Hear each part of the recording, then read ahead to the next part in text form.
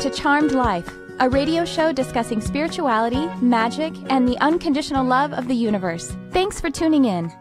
And I'm your host, Tricia Carr. Thank you for being here with me today. I'm excited about today's show, and I'll tell you one reason why, only one reason, and that is because there is a hella fairy energy around here. That's a weird way for me to say it. And actually, hella is not something in my own vernacular. It's something that's from Northern California. But there is a lot of fairy energy around today, at least in my vibration. But if y'all are joining this, whatever day or time that you're doing it, you can connect to the fairy realm too. And yes, fairies are real. If you didn't know that, it's dimensionality overlain with this plane of the natural world. And it is basically the spiritual aspect of nature and animals and all of that kind of stuff. And your nature, by the way. So it's a spiritual aspect of you. Well, anyway, I also wanted to tell y'all about my Mystic Arts Academy. Do please go check it out on my website, triciacarcharm.com. We are doing, at this time, twice per month, our Intuitive Mediumship Development class. It is available to you online as well as local in Los Angeles. The local seats are limited, and well, actually, in that particular class, it's limited anyway. We keep the class small so that we can have a nice, intimate, sacred space to work together. But as folks are, if we, more and more demand comes up, then I'll just add more classes to the roster. So that is going on regularly, twice per month. The next one is the first week of April, I think it is, 2019, as this is being broadcast. And also, I want to tell you about a class. I'm just going to tease this one. It's going to be up in my Mystic Arts Academy to register for. It's going to be happening in April, and it is an advanced workshop. Advanced meaning that it doesn't mean that you have to have a lot of experience. I would say that if you've been meditating, that's, you know what I mean? Like if you have at least 2 months experience meditating, then you would, all levels are welcome. But so far as the concepts are concerned, having opened yourself up to spirit in a real tangible way with meditation would be helpful. And it's going to be an advanced workshop on multidimensional mediumship. So really looking into all the different realms that we can connect to, or the different consciousnesses, different densities, as so like I said, the fairy and elemental realm, as well as the archangelic realm, as well as past loved ones, as well as Gaia herself, as well as star beings, meaning like extraterrestrials. We're going to look into all of that, do an overview of that, and it's going to be amazing. So again, just a tease on that, and there will be advanced workshops once per month starting in April. So that's tomorrow, actually. Today is March 31st. And then one last thing I want to tell you about is that, did you know I have another podcast? I do. It's called Enlightened AF. I mentioned it maybe once or twice on this show. Now, I will tell you that the front face of this show is comedy. And so we do use curse words. And we do sometimes talk about sensuality. I have a host partner. His name is Aiden Demarest, and we just crack up and have the best time, tease each other, and sometimes kind of tease ourselves about our spiritual walk and the way that we kind of act silly. We actually kind of tease the ego a lot is really what we do. And so you can check out Enlightened AF. Just go find it on a podcast, whatever your podcast outlet is, or you can find it on YouTube as well. Just look for Enlightened AF podcast. And we actually do broadcast it live as well. It's on Thursdays at 7 p.m. Pacific. Okay, that's all I'm going to talk about today. Before I bring in my amazing guest, she's in studio with me. She's holding down some of that fairy energy today too. We just connect on so many levels. She is an intuitive. She's a breathwork teacher, which I'm so excited for her to tell all of you about, because weirdly enough, shortly before we met, I was getting this message about breathwork, and people were coming to me and asking me for different advice, and I kept hearing, tell them about breathwork, tell them about breath of fire, and I'm like, but I don't even know how to do that. And then Spirit just started telling me about it. And so she's also an animal communicator. I called you that. She's an animal healer. She doesn't like to use the word healer. But she's a lot of amazing things. Anyway, her name is Olivia Rae, and she has a website called Intuition Knows Best, and that's what we've entitled this program. Oh, wait a minute. Sorry. Before I want to say hello to the Lightworkers Lab online spiritual community. We actually broadcast this program right into the Lightworkers Lab. You can find it on Facebook. It's founded by Crystal Ann Compton, my beautiful friend, spiritual teacher and channel. So go find the Lightworkers Lab. Join us. There are a lot of free resources there. Facebook as a group. All right, cool. Now, hi, Olivia. Hi. Thanks for coming on. I'm so excited. Thank you for having me. I'm really excited too. Yeah, you look amazing. You guys have to watch this on YouTube. You know, we live stream there, but Olivia's wearing the most fairiest outfit I've ever seen. Yeah, I did a display of the sparkles. Yeah, the sparkle. I love the sparkles. So, okay, now breath work, you've been studying intuitive development for over 2 years. Yeah. That's amazing. And just tell us about your journey, you know, what's been in your work, like get us into what's going on in your field. Yeah, so I don't even know where to begin because it's kind of, you know, this work, as you get deeper and deeper into it, it really becomes something that bleeds into all aspects of your life. Yeah.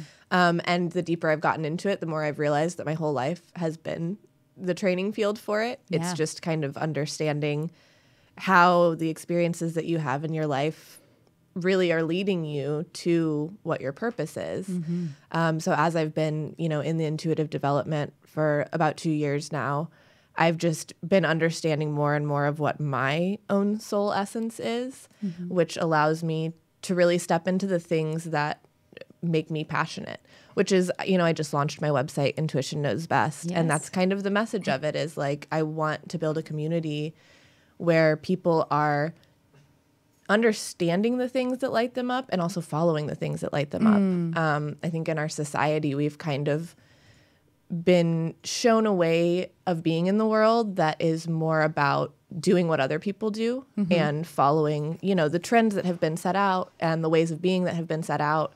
And I think that there's so much magic in just being in the moment and listening to that intuitive voice in your head and following it. You know, when I follow those little intuitive nudges that don't really seem like much in the moment, I actually end up having the more magical days. You know, the little voices that are like, no, instead of doing that thing you thought you had to do, you should go to the park and just be with yourself.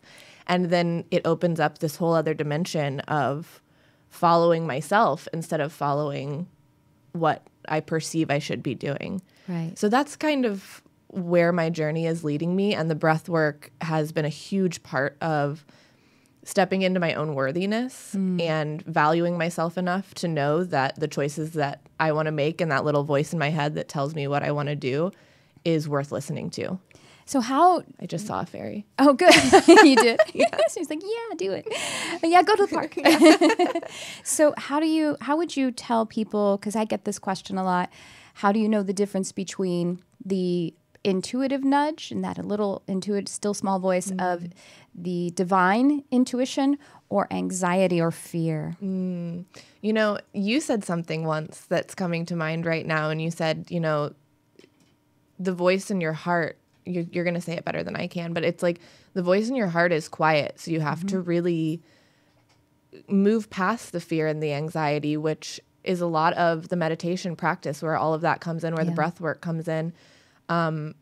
We hold that fear and anxiety in our body on a cellular level, and it's held there by the experiences that we had. A lot of the times when we were so young, we don't even remember what happened. It's just an energetic signature that has embedded itself in our body. And until we kind of do the work to deprogram that, it will pull us in that direction. So the more that you do the work to deprogram that and also affirm that intuitive voice. I just saw one too. Sorry, it just saw huge so golden magical. pair. She just went, yeah. Was it golden? No, mine was silver. Oh, I saw golden right here. My mom's watching. She's going to be like, Olivia sees fairies. I'm concerned. We'll talk about that. We'll talk about it in a sec. Go ahead. Love you, Mom. Not your mom. We're not going to talk about your mom. We're going to talk about, I'll explain fairies a little bit more. Grounded. People who might be like, grounded. We're really fairies. Yes, exactly. We're not like, you know, going off the reservation here. We'll ground it a little bit.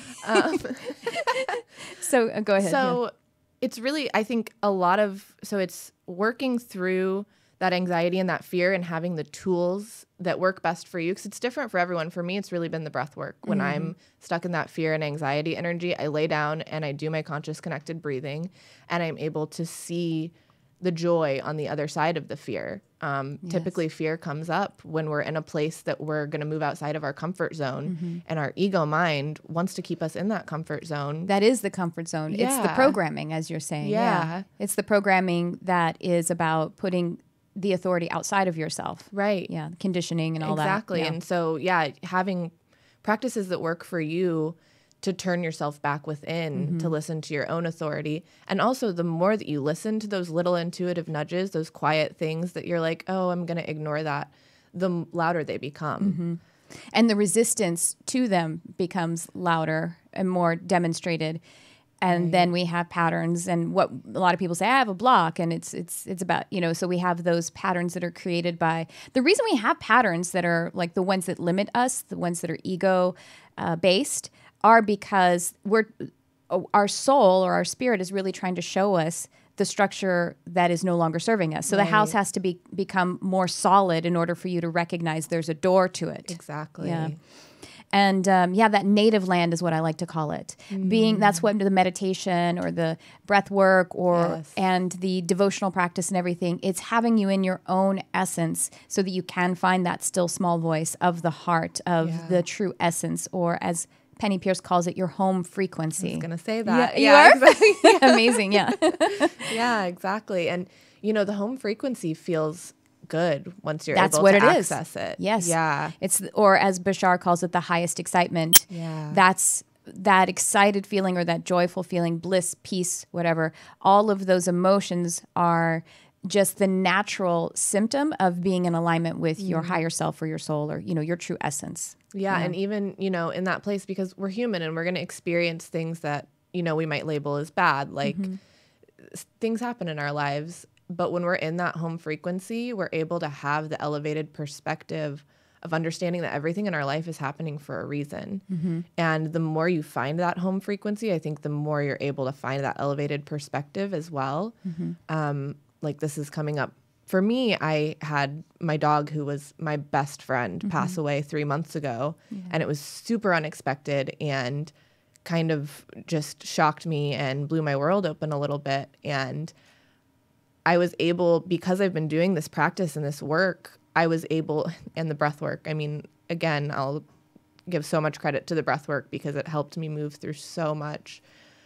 Because I had these practices to come to in those moments where I was just like bawling on the floor, I was able to also be like, okay, there's a higher purpose to this, like this massive transformation of energy in my life. I can take this and channel it into something creative, something that, serves me. And I created my website from it. So there's always a higher purpose, even though we can get stuck in the grief and the sadness, and we're meant to experience those things. We came here to experience things like that, but we can move through it more quickly than we've been taught. Get the value out of it. Yeah, exactly. Everything is there to add value to you. Serve us.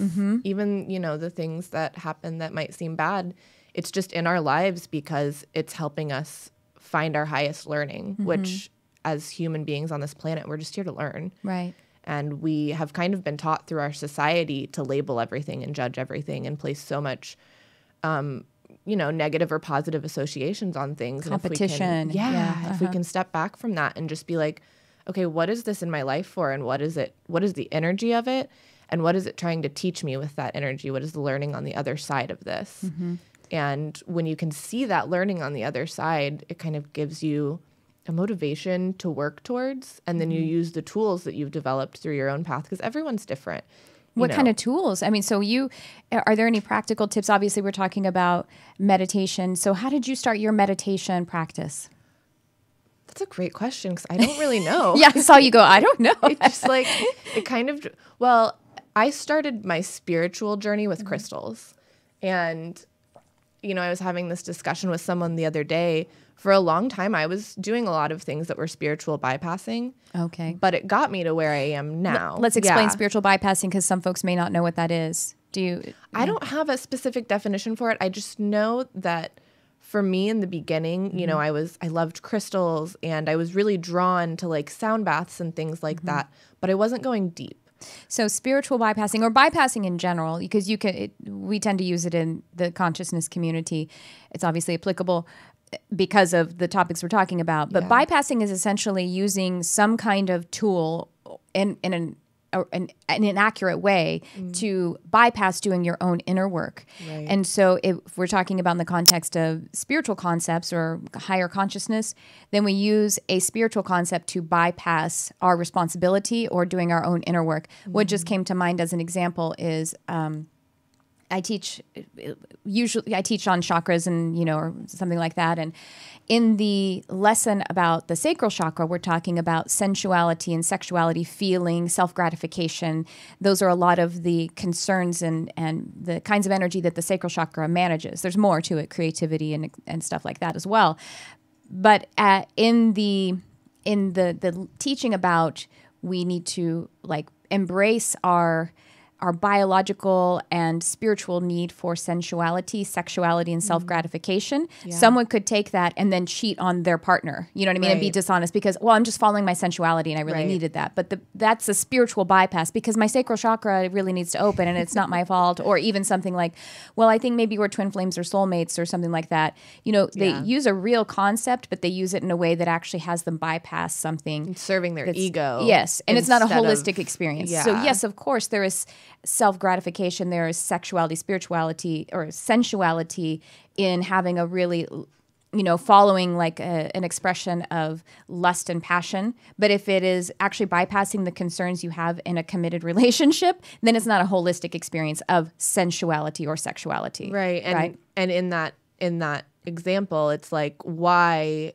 are you not happy in your relationship, and what is that energy? That's actually what you need to work on. And that's what if I am having to be dishonest and disintegrated in order to pursue this feeling in my body and my, being about wanting to be with this other person, that's actually, that strong feeling is pointing me to where I am right now first, because the disintegration, the deception is not... Yeah. So, the work, it all comes out in the wash. The energy will still be managed because you'll get caught or you'll need to fess up or something like that. And then maybe you've done a little more damage in the process. So anyway, there you go. Spiritual bypassing. It's up to you. You can keep cycling through the same energies or at one point, and I don't really know what point that was for me, I was like, well, actually I do. I got a reading and it just kind of cracked me open. The person who was doing the reading really looked at me for the first time energetically, and I wasn't able to, when someone is looking at you, at your energy, you can't really bullshit with them, because they're looking at your energy.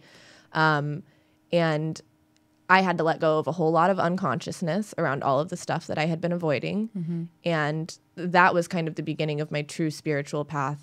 And at that point, I was like, I want to learn everything. And here I am. I've been studying the work for almost 2 years. But the crystals are what started me on it. And I encourage anyone, my room is full of crystals.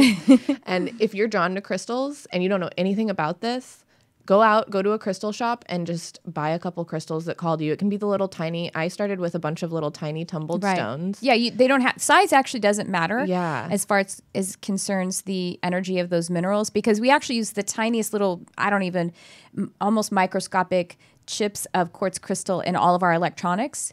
And it's in all of our electronics because it can hold more information than anything else they could possibly manufacture. So everybody uses crystals, so but magical. Yeah, the tiniest, like the chip of sand off of a giant piece of crystal has the same energetic signature as the giant piece. Now the giant piece, we as humans get excited about that because we love shapes and sizes and all of that. So we're very physically we're physically stimulated. And that's a valuable physical realm. That's something that's not like that's cool. That's fine. Yeah. So when a piece is really large and it kind of enhances your excitement around it, but it doesn't have to be. Actually, I have the little fairy stone that you gave me, and it's a smaller one. Of course, you have the fairy stone. Yeah, but if this fairy stone were like, it's so beautiful. If this fairy stone were the size of a boulder, it would have the same energetic signature and power and consciousness. Well, maybe if you separate it, it's going to start developing a slightly different consciousness or personality,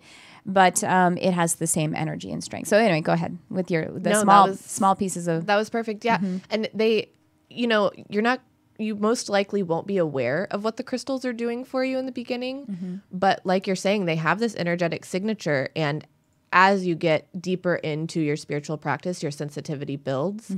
And eventually, you know, you'll start to notice, oh, when I have this crystal on me, it kind of shifts my vibration in this way. So they're little placeholders for energetic signatures, and they can really help someone on their spiritual path, especially people who are on the more unconscious end, which I was in the beginning when I started working with crystals.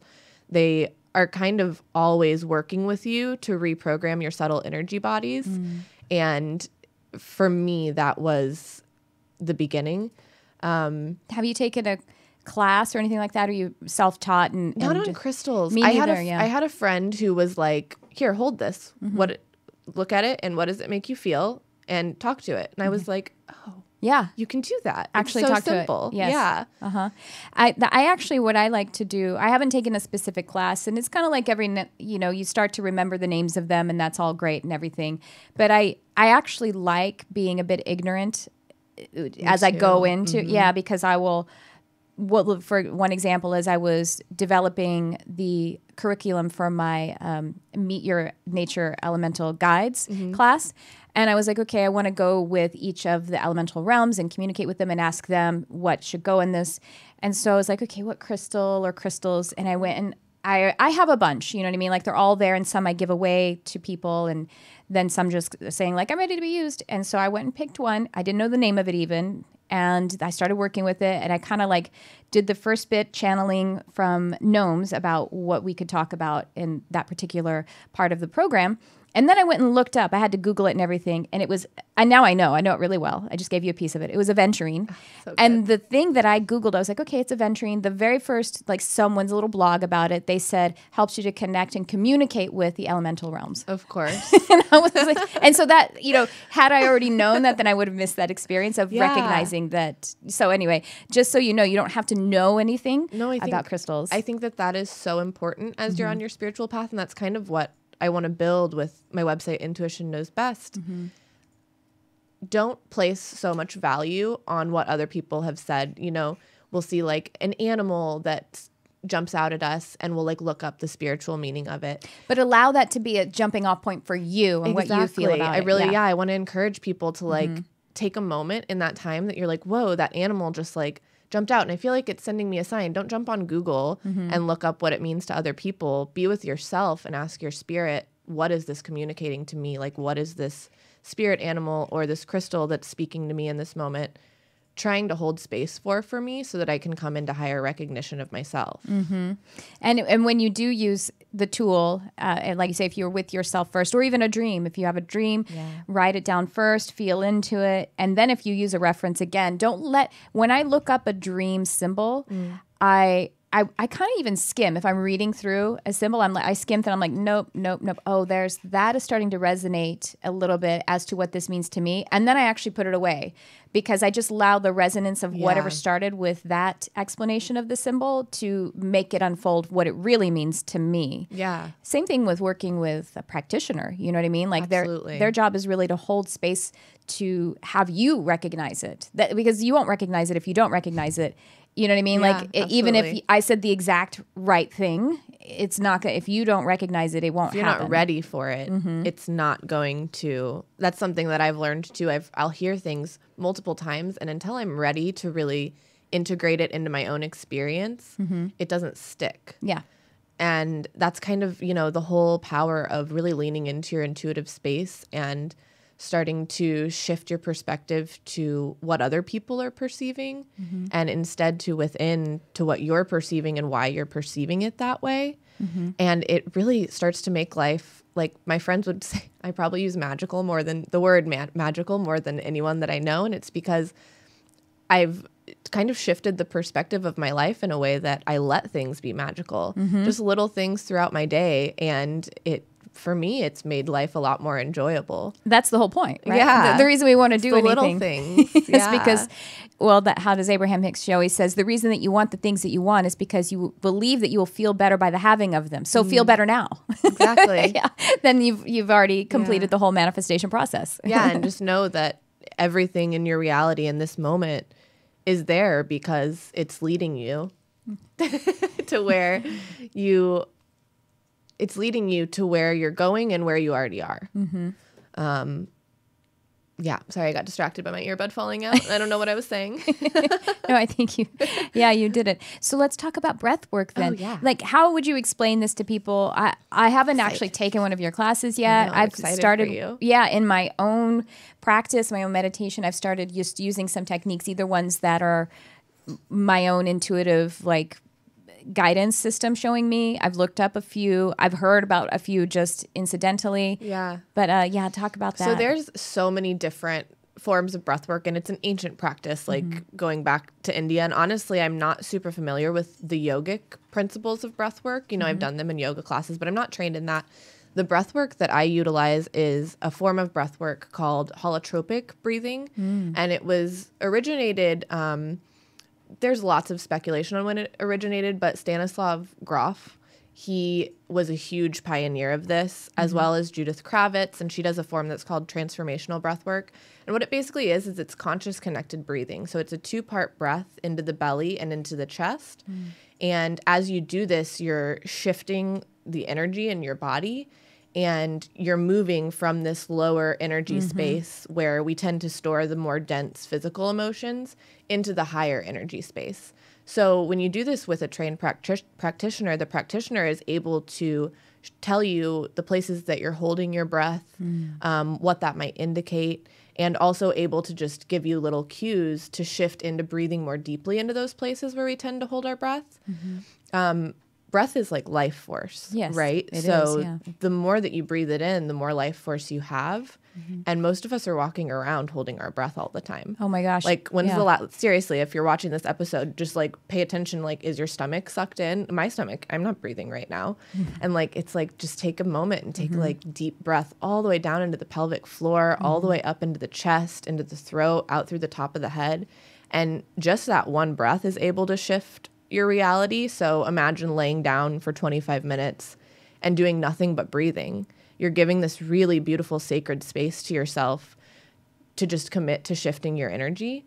And for me, I have probably said this a million times now just on this one podcast, but it has been the most powerful tool for stepping into my own worth.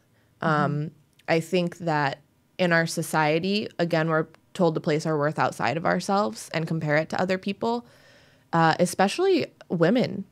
I have been doing a lot of readings on women, and the same thing keeps coming up. It's this energy of starting to recognize our own power, starting to recognize that we are perfect exactly as we are, and we're meant to show up in that signature of who we are, and let these pieces of ourselves that we tend to like hide in the shadows, we're supposed to let them out. Because it's really healing for other people. Right. So what breathwork has given me is the ability to really start to show up as who I really am. It's powerful stuff. Well, yeah, you think about, like you said, it is life force energy. It's not just an example of it or a metaphor for it. It's literally is. Life force. It's literally energy. Life force. And that's why meditation practices are always about connecting with the breath, visualizing the breath. I mean, sacred texts, God breathed the breath of life into Adam, and then he became a human being. Wow. And, of course, that's Torah and Old Testament, but it's still quite beautiful, that is the moment that, it's not that this is the moment that there was consciousness or that there was light or something. It's when the person became a being, like a human being. It is being. It is being. It is the nature of being. One thing that I love about breath is that it proves, it is sacred. Like you're saying, it helps you to connect with your authenticity because it's yours, 100%. It can't be anyone else's. It shows you how faithful you are to the universe and to life, and how faithful life is to you. It's always there. Yeah. It's always there, and you're always with it. It is the most intimate relationship. At all times, we have an endless supply of breath or life force. The fairy that I saw over here, here, we're not choosing to tap into it. I just recognized. I remember when I saw her, it was like a feminine energy. I was like, oh, it's an air fairy, and I didn't just connected with me. Why? I didn't even think about it at the time. Yeah. Anyway, sorry. So yes, it's so people can start to do this work on their own. being with a practitioner, obviously you can elevate your understanding and your connection with it. And even, you know, you don't have to do the 2-part breathing is really, really powerful for moving and shifting stuck energy, especially stuff. You don't have to become conscious of all of the stuff that you're shifting. There's a lot of old patterning that we carry in our cellular structure that just needs life force. Needs airing out. Ooh, I love that. To shift it. So doing the breath, it's almost like you're taking this moment to send out that message to yourself that you're ready to let go of this. So you don't have to be aware of all of the stuff that shifts out. So that breath is really powerful, and I encourage everyone to try it. But if you don't have access to something like that, just sitting with yourself and consciously breathing for 5 minutes will be a really powerful way, especially to start the day. And just getting making that commitment to the wonderful sensation of it's so like the abundance of it. If you can imagine either eating or drinking the most delicious thing ever when you're really hungry or thirsty, that's what the breath is every single time if you can bring awareness to it. That's so good. Because, I mean, I feel like we live in a society that's spiritually starved. That's why there's so much depression. There's so much, you know, substance abuse. And the breath is this thing, that is so abundant and readily available that we can tap into at any time. But no one tells us that. You know what? So I have some things going on health-wise, and Spirit told me, I'm like looking into how do I heal this on an energetic level, or how did, you know, what does this mean energetically? And the protocol that I was offered, one was literally working with breath work and my meditation and stuff like that. Another was starting to bring back my practice of running. I'm a trail runner as a lifetime practice, but I've been away from it because I had a couple of injuries and some different reasons why. And then also, and after that happened, then it was like, I don't have time, which is obviously untrue because time is an illusion, but I don't have time. And so I wasn't giving myself the liberty to be able to connect with something that I just love. And it's always been there for me. And singing. And all of those are so breath oriented. Oh, that's so true. Yeah. When I was studying voice, I was doing so much healing, and it was obviously clearing out my throat chakra and my expression, but it was so much breath. Sorry, go ahead. Yeah. No. Well, and it spoke to me too that all of those things are things that you take to give time to yourself. Yes, strictly to yourself. And they're things that affirm like the intuitive things that light you up. They're things that affirm that path. Yes. So I think that there's so much healing that comes again in just following your intuition and trusting yourself. Well, yesterday you and I had lunch with a friend of ours, David Gandelman, who's been on the show. And I was thinking when I came home from having lunch, because we didn't plan to, we just kind of like, you know, went and had lunch and spent time together. And I was like, gosh, I never do that. I shouldn't say never, but I typically like have something else. Like something is work oriented, or it's, you know what I mean? Like some other kind of thing. But we just kind of did that. Just hung out. I mean, I do it with Brian, with my husband at the end of the day. That's just, you know, we live together. So when you have to stop working, then you're with each other. But Jeroen DeWitt, who was on recently, he says he's been talking a lot to his clients lately about just for the fuck of it, like doing something for the fuck of it, having fun. And so that's what we did yesterday. Yeah. I mean, it's not that big of a deal, but it's like, it's so sad that it's a big deal that I just had lunch for no reason, just to hang out with a couple of friends. Well, I think so silly. Like, you know, you have this amazing metaphysical business, and well, I love it so much. Well, and that's the thing. And it's hard for me to, it's hard for me to see where business and pleasure intersect, and when I need to do something that has nothing to do with, because my business is so pleasurable. Right. So that's why it gets confusing. Beautiful. Yeah, so I'm learning that balance. Yeah. Yeah. And so I know you're reading Dr. Joe Dispenza's book, Becoming Supernatural. And so good. I am right now too. And he talks about a kind of a breath technique. Where you breathe into each energy center. Yes. I've been doing that one lately too, to work with what's going on with me energetically and physically. And that one is essentially you breathe deeply into get the book and read it. You breathe into the pelvic floor, and then with your physical muscles, you squeeze the root chakra, so down at the base, squeeze the sacral, squeeze the solar plexus, and then visualize the breath going out the top of your head. Amazing. And you don't stop the breath at all. So as you're breathing in, you're tensing those muscles, and then the release. So there's no hitch in it at all. And he's talking about when you're squeezing those energy centers, because we do hold so much density, so much over focus on the lower functions. Yeah. You know, the base functions. It's not to say that we shouldn't be focusing on those, but that's what awakening is. Yes, balanced and you want to be grounded, expansion, but you also want to be connected to those higher aspects of self, and it becomes really powerful when you're grounded enough to channel those higher aspects of self into the physical, and create real change. And that's been really helpful. There's also one called infinity breath, which really has a lot to do with just visualization, where you are breathing in and it makes if you look at your body on the side, it makes an infinity symbol going around, basically going through the heart, circling through, going through the root or lower chakras, coming back through the heart, and then circling around up to the head. Cool. And it's in a continuous breath as well. Cool. That kind of sounds like I practice Qigong, and there is something called the Microcosmic Orbit, and you do a breath in Qigong that rotates the microcosmic orbit, which, as I've tuned into it, it's almost like you're rotating the Merkaba that exists in your energy field, and it feels like the infinity breath is very in line with that. So that sounds super powerful. Tell us about Qigong, because I don't practice that a little bit or whatever, however you practice it. Well, I don't feel super, it's new, you know, it's been for like the past 3 months, and I'm not incredibly knowledgeable in it. My teacher is amazing and knows everything about it. What is it? Is it so look a little bit like Tai Chi? You use your body, right? Okay. So it's an energy practice, but it's a physical energy practice. So again, it's really, like we were just talking about, it's really powerful for bringing that energetic shift into the physical world, for grounding it into the physical, because you do a lot of meditation with your eyes open.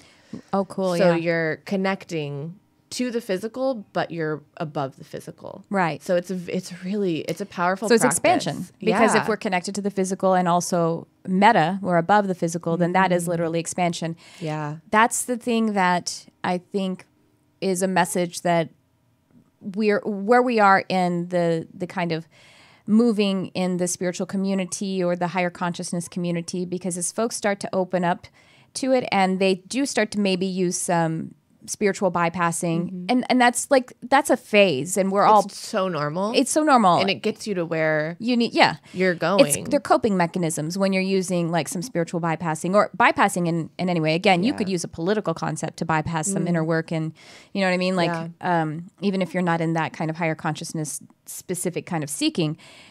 So you know, like what I think a message there for folks that are kind of in that phase of it is because part of the spiritual bypassing, I hear people say like, oh, I don't know how to stay in 5D, or I don't know how to anchor 5D to 3D. You know what I mean? And it's like, well, that's not it. We're not like supposed to be rejecting it. Fuck you, 3D. You know, that's not the point. It's actually both. The more that we become, it feels at first when we kind of when we have an awakening, and we have them our entire life. But the first one, it's kind of like that first time you fall in love.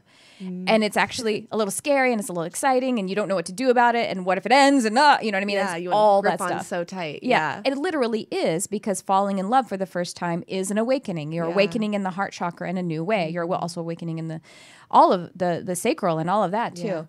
And so you you're in that, and you popped open some of that ascended or the higher expanded energy. And then it's interesting. I have clients, and they'll be like, but now I'm like, now I feel like I'm in a slump, you know what I mean? Because they've gone through that kind of big, powerful awakening. And I'm like, but then they recognize like, oh, wait, I'm still having pretty amazing things happen in my life. And, you know, even if it's evidences like I see 11:11 all the time, you know, even that, you know, those are small little evidences, but when they first opened, that was like, that would bring them to tears. You know what I mean? They recognized that. I think the important thing, It's both. Yeah, that's expansion is expanding into being human as well as being spiritual, because that is the spiritual. Here.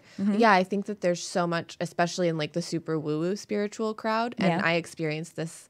I mean, I still sometimes experience this. It's like, this physical body is gross. Like, why am I even here?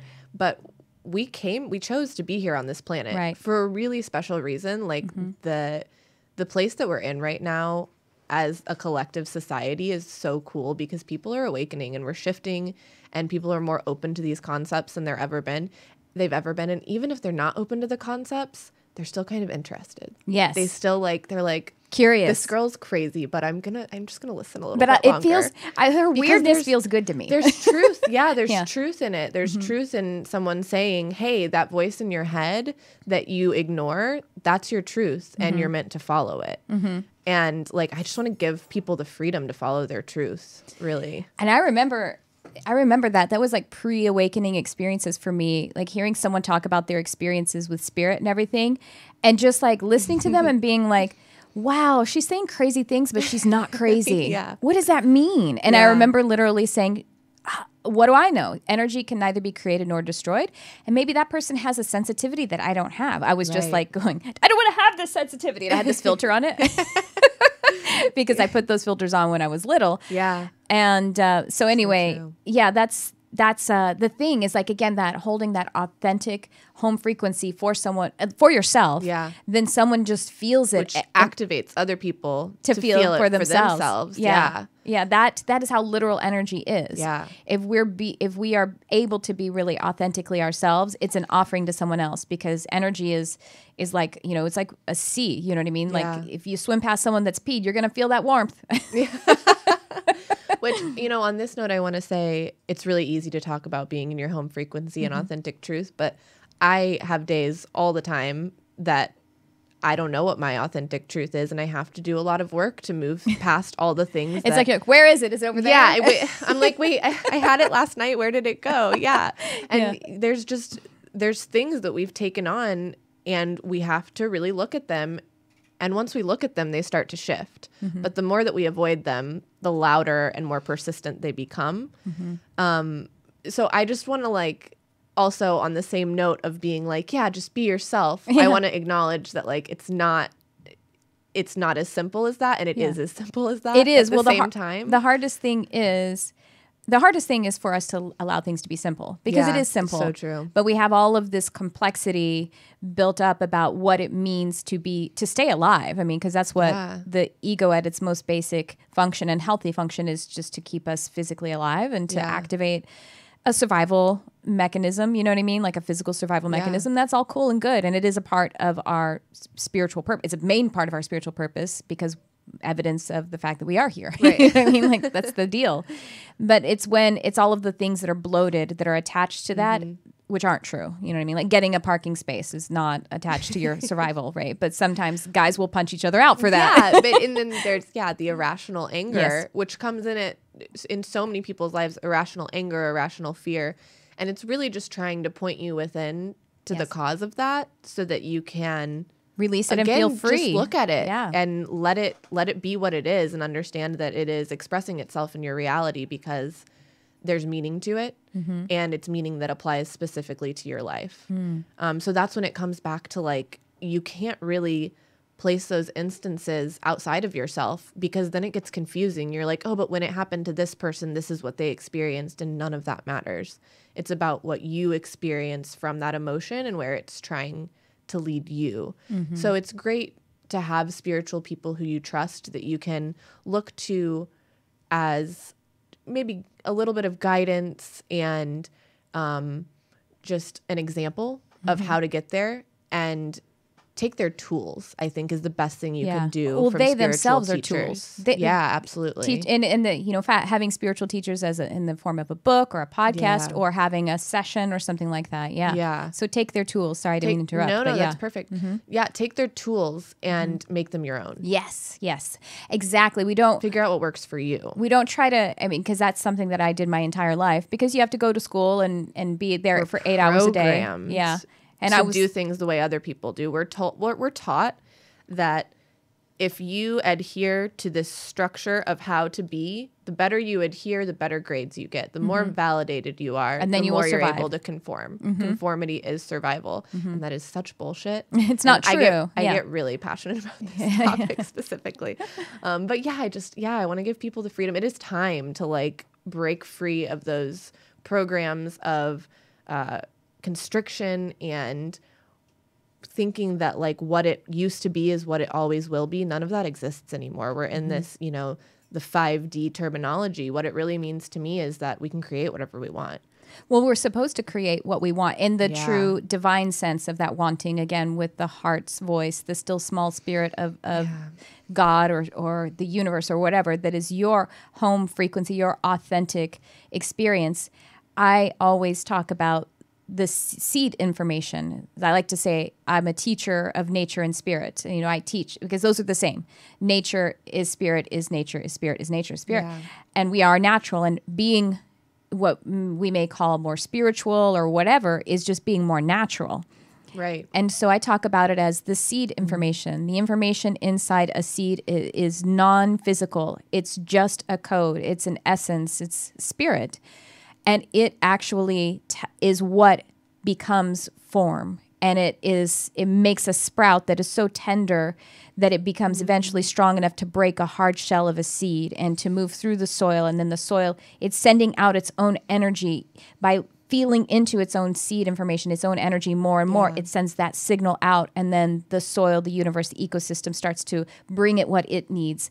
And that's what it's supposed to be. It's supposed to be exactly what it is as it comes through the soil and then expresses its essence or its fruit or whatever it is.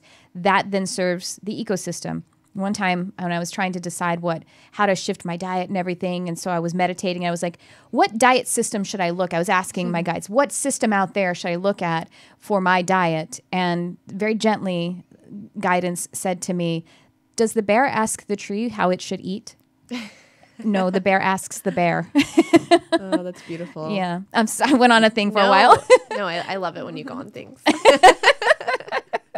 I take it all in. Well, you have been actually attending my intuitive mediumship development class. It's so cool too, because your mediumship just like pops. Yeah, so cool. Unexpected and something that I really never had any intention of exploring. But it's that easy having the. So you had the intention, and that's the space that we were all holding, was to practice that, in addition to the other kinds of intuitive readings that you have been working in. And so it's just the intention. It's the space. And sometimes it's really expanded my intuitive readings because traditionally I'm looking at people's energies, but sometimes there's a being in their field. Maybe it's a past loved one, or maybe it's a spirit guide, and they want to come through and share a message that's going to help shift the energy that we're looking at. Well, because the beings, even like you and I, as we're connecting on a frequency of truth, love, bonding, we're reflections of one another, and the feelings we have that are loving and exciting and resonant, really. Resonance is resonance. That means resonance with the entire universe, resonance with your higher self, alignment.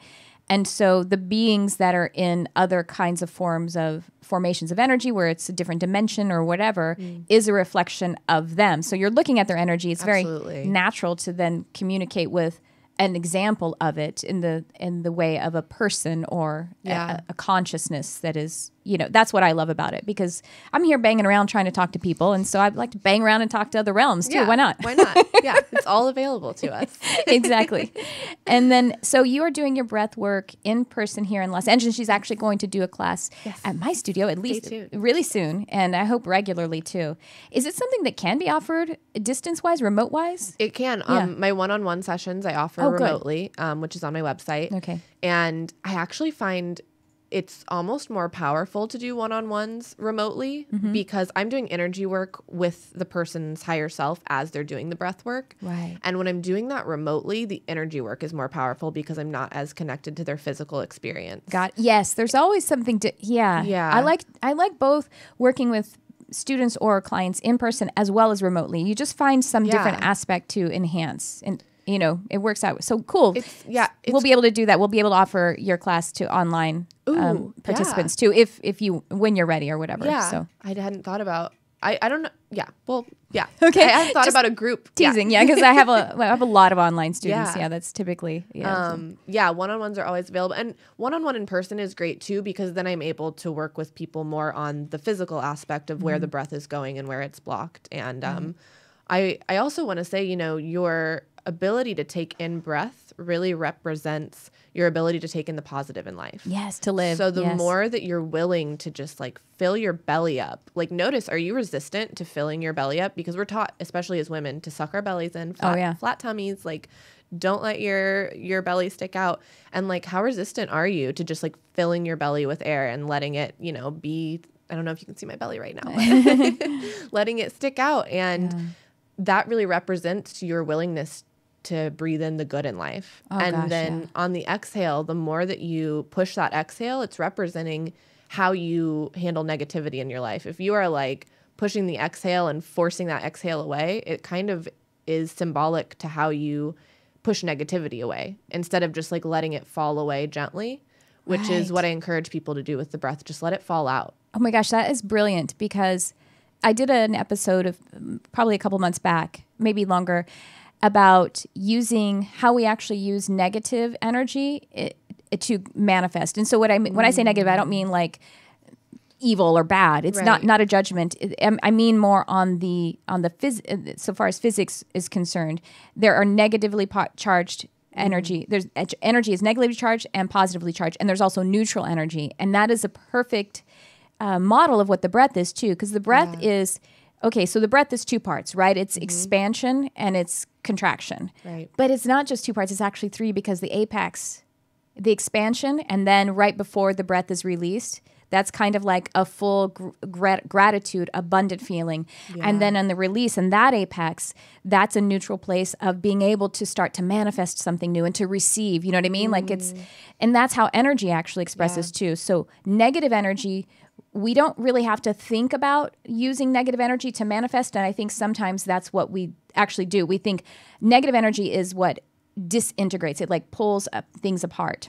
Positive actually integrates and brings things together. Well, negative energy we need in order for nature to cycle, right? We need dematerialization too. But we tend to think, I hate my job and I want to destroy it and, like I want to kill it. And it's like, but no, we want to bring in the positive job that will displace it and allow that to dematerialize naturally. Yeah. And that's focus on what you want. Yes. Instead of what you want to see. And the building, and we allow negativity to happen. We allow the negatively charged energy. And that's what you're saying. Allow the breath to release rather than pushing it out. Yeah. That's kind allow of force. It to flow away from you, and know that as you inhale, everything that you need will be provided. And as you do, the conscious connected breathing sessions, I'm calling it intuitive breathwork. I love it. Merging the two worlds. As you do it, you'll recognize like your mind will try to talk you out of it in the beginning, and then your body will get all weird and sometimes tense up. Sometimes people's bodies like tingle all over the place. And eventually you hit this point where the breath just becomes automatic, and you feel just the pure joy and creation and just beauty of life in your body. And being in that vibration, even for, the 5 minutes that you're in it, it really allows you to carry that frequency. The more you do it, the more that you're carrying that frequency in your body, and the more you have that really, joy, bliss, that lower vibrations can't stay in your body when you're channeling that energy. And exactly. The imbalanced, dense ones yes, exactly. So it just starts to clear automatically. And that's why I love the breath. And I think the breath is an amazing, if you can't sit down and meditate, like your mind just drives you crazy, breath is where to start. Because once you really master your breath, then you're able to move into the meditative space so much more easily. Just the visualization that I got of you talking about the dense or the lower energies can't stay in your body if you bring the breath to it. I was just thinking about like when you have to clean your sink and there's like food particles and all the crap, stuck. Yeah. If you have a beautiful flow of water, it just moves it down. It can't stay there. Yeah. And what's interesting is that natural. Those food particles or the dirt or something is denser, is heavier than the quality of water. But we have enough of the water and it actually just moves it naturally down in a really in a fluid way, but in a holistic way too, where we could take each piece and kind of try to scrape it down, and it's not really, it's poke a lot of work. Yeah. Make it messier. Yeah. Or we could just breathe into it and let it flow away.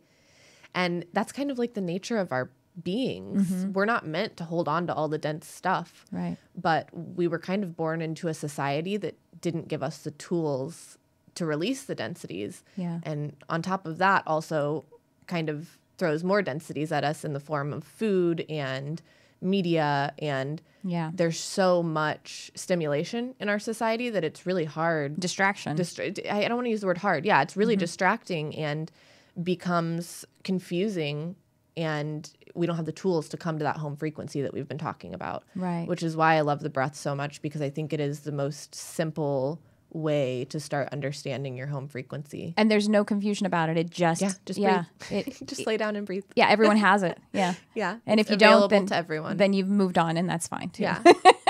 All right, we are actually over time, and we could keep Kurt here all day long, but we shan't. Talk about this forever.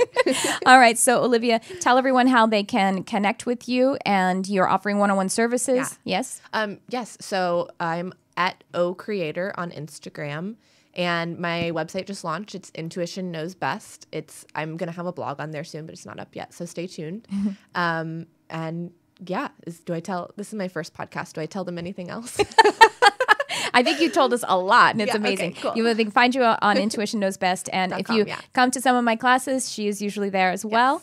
All right. Well, I guess that does it for today. Thank you so much. Thank you so much for being here. I'm so excited to see all of the work that you're doing, the community that you're building around your work, and how you're just helping and serving. And to do it in my studio, I'm so excited for that too. And to learn from you myself. Yeah.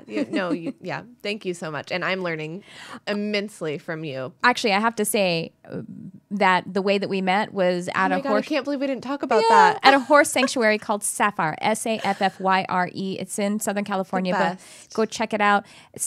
Donate some money to support them. So much money. They're really, they're really an amazing organization. They are. So, okay. Now that truly will do it for this episode. Again, please check out my website, TriciaCarrCharm.com, and subscribe, like, share, comment on YouTube, youtube.com/Tricia Carr, and on the podcast, Charmed Life with Tricia Carr. And I will see you next time. Thanks for tuning in. I love you, whoever you are.